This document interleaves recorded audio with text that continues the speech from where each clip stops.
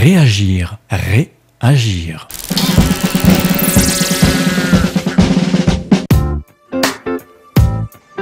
En ce premier trimestre de l'année 2019, le mouvement des Gilets jaunes continue après 4 mois de mobilisation nationale, tandis que le gouvernement est toujours incapable d'enrayer cette marée jaune. Si l'on en croit les derniers chiffres publiés par l'exécutif, la mobilisation, acte 16 donc, comptabilisait 40 000 manifestants. Peut-on donc affirmer que ce mouvement s'essouffle ou se délite ? Il est vrai que sur le territoire de l'île de Ré, le groupe des Gilets jaunes a connu un sérieux revers, car une majorité d'entre eux ont choisi de créer une association citoyenne plutôt que de poursuivre les actions pacifiques planifiées et coordonnées par son homme de tête non radical Didier Bernard. Le magazine Réagir Production est allé à sa rencontre pour l'interroger sur le grand débat national voulu par M. Macron. Comment s'est-il mis en place sur l'île de Ré? Quel public est venu débattre?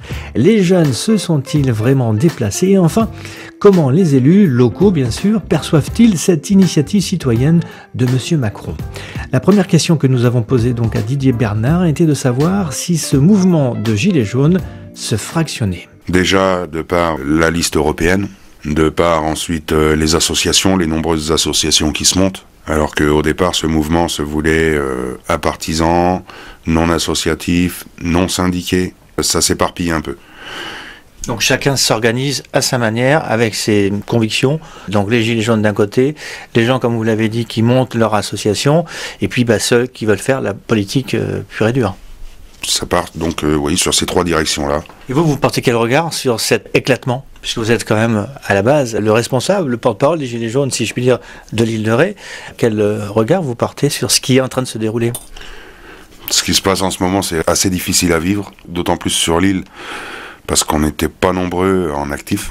Alors, il faut expliquer que sur l'île de Ré, également, il y a eu une séparation de certains gilets jaunes qui ne sont plus gilets jaunes et ceux qui sont restés gilets jaunes. Une grosse partie du groupe actif de gilets jaunes, qui était là pour les manifs, qui était là pour les blocages, donc ont décidé de partir en association. Ça a mis un gros coup sur le groupe Rétais.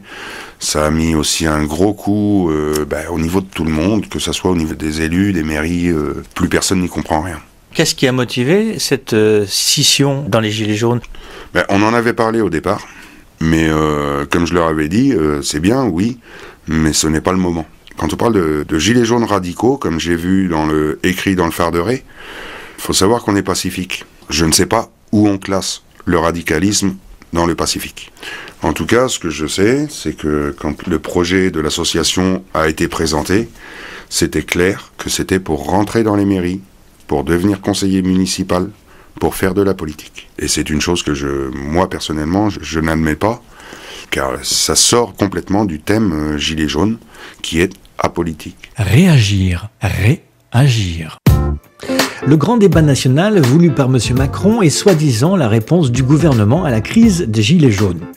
Une concertation lancée le 15 janvier dernier avec 4 thèmes majeurs retenus, à savoir la transition écologique, la fiscalité et les dépenses publiques, la démocratie et la citoyenneté, enfin l'organisation de l'État et des services publics. Didier Bernard. Ce débat aurait été très bien avec de vraies questions. Donc les vraies questions, qu'est-ce que vous entendez par vraies questions?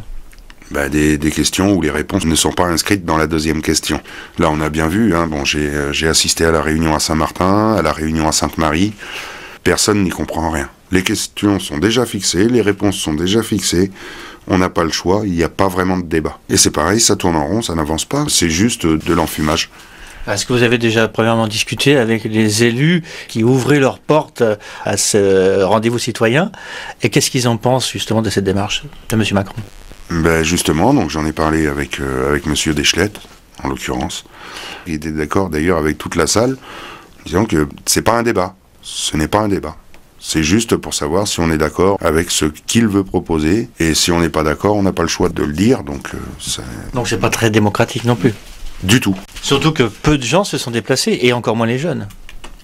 Aucun jeune, quasiment. Beaucoup de retraités, certaines personnes qui ne sont pas dans le besoin, qui n'ont pas forcément besoin de débattre, mais qui sont les premiers à venir le faire. Quand je suis sorti de la réunion de Saint-Martin, j'avais l'impression d'être dans une réunion de Gilets jaunes, mais aucun jeune, aucune personne dans le besoin, mais qui nous soutiennent. Comment peut-on expliquer que les jeunes ne soient pas présents dans ce genre d'initiative? Il y a eu un problème d'information au niveau des mairies. Le débat a été annoncé beaucoup trop tard. Il a été diffusé dans le phare de Ré de mercredi dernier, alors que le premier débat avait lieu mercredi dernier et le deuxième jeudi. Donc, il aurait mieux valu peut-être l'annoncer une semaine avant, afin que les gens se préparent et puissent venir. Est-ce qu'il n'y a pas plutôt un ras-le-bol, un dégoût de la politique et un désintéressement total de la politique des jeunes d'aujourd'hui? Oui, sans aucun doute, sans aucun doute. Et vous avez pu discuter de ça avec les gens qui étaient présents dans cette réunion, dans ce débat national? Non, personne n'avait l'air de se préoccuper du fait qu'il n'y ait pas de jeunes. J'ai pas trouvé que les gens avaient envie d'en parler. Ils avaient plus envie de débattre sur ce fameux débat que de savoir si y avait des jeunes de 20 ans ou des anciens de 70, quoi. En plus, c'était ouvert à tous. Non, moi je pense que, en tout cas pour l'île de Ré, c'est le manque d'informations. Les décisions ont été prises trop tard pour faire ce débat et elles ont été annoncées trop tard. Sur l'île de Ré, chaque commune a désiré organiser son propre débat au lieu d'en instaurer un pour l'ensemble du territoire tel que l'avait suggéré le président de l'intercommunalité, Lionel Quillet. On lui a posé la question. Au départ, c'est ce qu'il voulait faire. Il voulait faire un grand débat pour tout le monde, soit sur Saint-Martin ou Laquarde, un village qui puisse ramener le plus de monde possible. Mais avec les éternelles guéguerres de village, chacun voulait faire son petit débat. Réagir, réagir. Au vu des vœux pour la nouvelle année de la communauté de communes, ils avaient tout simplement pas envie de le faire, ils ont été obligés de le faire, contraints. Ils n'étaient pas contents non plus des questions posées et des questions-réponses.